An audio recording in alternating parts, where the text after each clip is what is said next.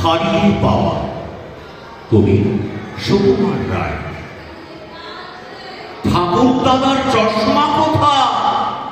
ওরে গনসা আবুল ভোতা, দেখ না হেথা, দেখ না হোথা, খোঁজ না নিচে গিয়ে।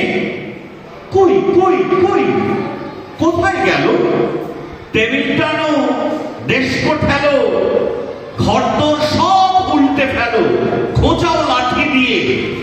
খুঁজছে বিছে পুজোর পিছে, জুতোর ফাঁকে খাটের নিচে।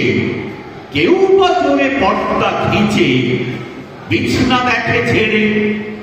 লাফিয়ে ঘুরে হাফিয়ে ভেবে, ক্লান্ত সবে পড়ল থেমে।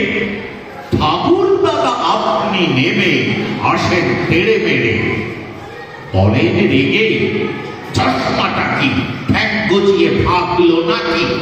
খোঁজার নামে কেবল ফাঁকি দেখছি আমি এসে।